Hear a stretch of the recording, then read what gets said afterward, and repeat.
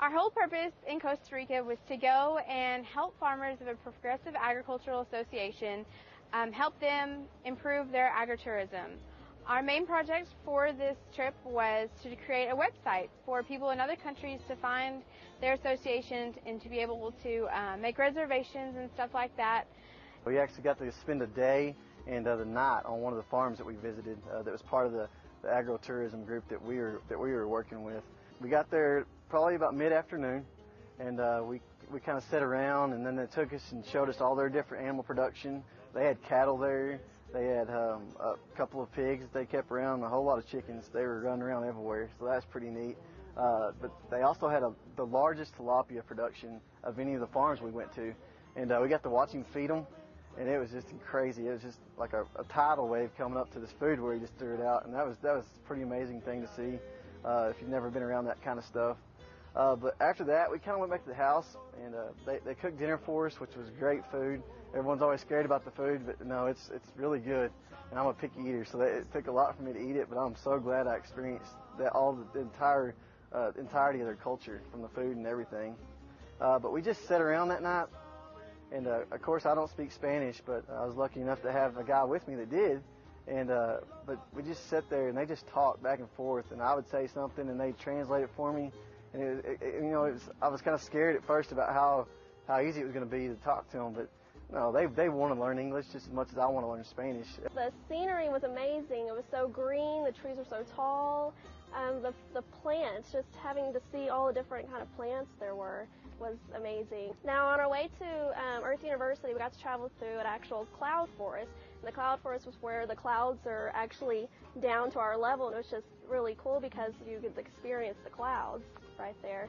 And we got to stop at marketplaces where we got to visit with the market people. We went dancing through the market, and we got to eat several different varieties of fruits that we don't have here in the United States. Costa Rica, I think the most memorable thing about the entire trip has to be just the people and the hospitality of the people that are there. It's not just a few of them that are just, so enjoyable to be around. It's everyone you come in contact with, from the people you meet in the streets to the people at the college there at Earth, or the farms you go to. It's incredible to see how simple of a life these people have and how much they just in love with their lifestyle and enjoy their life. In Costa Rica, we had a lot of fun. We got to see a volcano and a waterfall and the beach. We actually went to one of the hottest surfing destinations in the world. It was actually kind of cool. We also got to see some of the animals in Costa Rica, the monkeys. The monkeys are my favorite. We also got to do a lot of shopping. My favorite shopping by far was stopping at the local markets on the side of the road. We know a little bit of Spanish coming from Texas, but when you get into a country where that's all they speak is Spanish, you really have to work at it. But it was a lot of fun learning another culture, another country, their language. I mean, everything was an adventure. Pretty much we woke up in the morning, ready for an adventure, went to bed, ready for the next one. We got to stop on the way down there on this huge river. I mean, it's just open all the way around this river, and there's people everywhere. And we were all kind of wondering what was going on, and then Dr. Harder told us there's some of the largest alligators there are. And we got to stop and see them, and they were just floating around out there, and there's cattle probably 10 feet away from them.